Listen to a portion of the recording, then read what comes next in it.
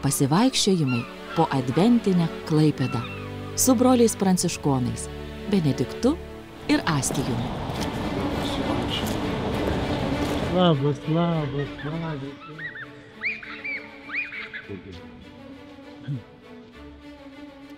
Šiandieną penktadienis, gruodžio 6 diena ir prašome Dominiką paskaityti ištraukos iš Evangelijos. Pasiklausykite Šventosios Evangelijos pagal Matą. Du neregiai sekė įkandin Jėzaus ir šaukė: Pasigailėk mūsų, Dovydo sūnau. Kai jis pasiekė namus, neregiai užėjo pas jį. Jėzus paklausė: Ar tikite, kad aš galiu jūs pagydyti? Šie atsakė: Taip, Viešpatie. Tada jis palietė jų akis ir tarė: Tebūnie jums kaip tikite. Ir atsivėrė jiems akys. Jėzus prigrasė: Žiūrėkite, kad niekas nesužinotų. Tačiau tie išėję išgarsino jį po visą tą kraštą. Girdėjote Viešpatie žodį. Šlovė tau, Kristau. Puikus skaitinys. Būtų galima tikrai labai apie daug ką kalbėti. Labai norisi man bent jau pradėti, kad mes turime šauktis Dievo. Visose situacijose būti jo artumoje ir dar daugiau būti jame gyventi, jame judėti, jame šaukti, mes jame esame. Ir mes turime išgyventi tuo pačiu savo ribotumą. Nes jeigu aš nejaučiu savo ribotumo, man kažkaip ir Dievas nereikalingas.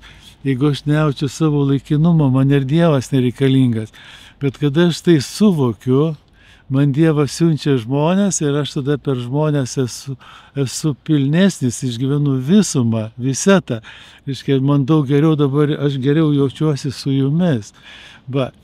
Ir neregiai, reiškia, šiandien, ar ne, užėjo pas jį, o tas pats žodis, užėjo pas jį, užėjo į Jėzaus namus, tikriausiai, aš nežinau, Asijus pasakys, kai jis pasiekė namus, į kuriuos namus, ar čia neaišku. Neregiai užėjo pas jį. Aš vėlgi įsivaizduoju tą sceną, kaip neregiai eina, ar ne, kaip jos kažkas tai veda. Ir Jėzus lyg ir tikrina jų tikėjimą. Ar tikite, kad aš galiu jūs išgydyti? Čia nėragi pirmos dienos, reiškia, turinys, bet Jėzus jau su jais keletą metų žmonėse. Ir Jėzus nori jos patikrinti. Ar tikite, kad aš galiu jūs išgydyti? Ir labai svarbu. Ir tada jis palietė jų akis ir tarė: Tebūnie jums kaip tikite. Ir atsivėrė jiems akis.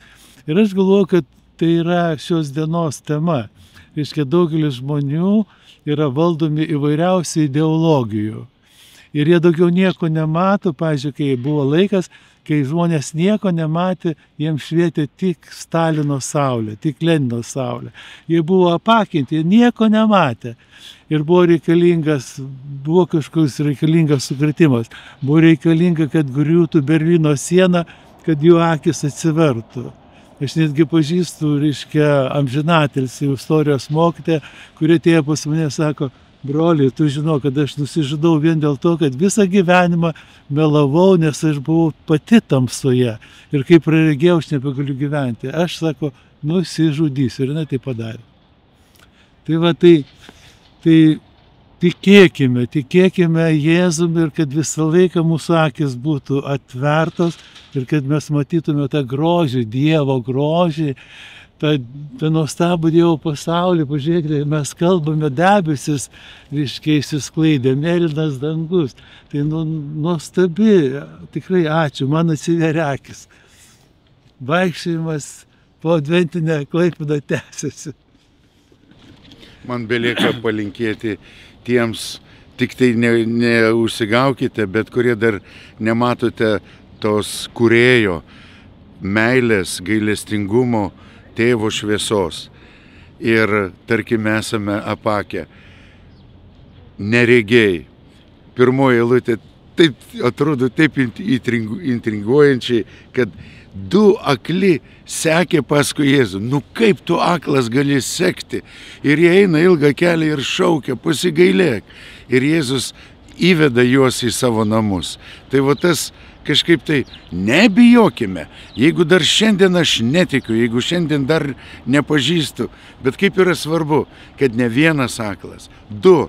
Jie buvo du draugai ir turėjo vieną tikslą – sekti Jėzų ir tikėjo, kad praregės. Ir tai išsipildė. Turėkite tikėjimą, turėkite viltį ir tikrai lūkesčiai dėka tikėjimo Viešpats palaimins, kad mūsų gyvenimuose bus daugiau šviesos, meilės ir gailestingumo. To aš ir linkiu jums, ar akliems, ar regintiems, vis tiek sekti Jėzų, jis atves jūs į savo namus. Ir tebūnie taip, kaip jūs tikite. Palaimintos dienos. Pasivaikščiojimai po adventinę Klaipėdą su broliais pranciškonais Benediktu ir Astijumi. Jeigu šis pokalbis praturtino jūsų mintis ir sielą, prisidėkite prie mūsų kelionės. Sekite mus, spauskite patinka, komentuokite, dalinkite su artimaisiais, kad kartu kurtume vilties bendruomenę.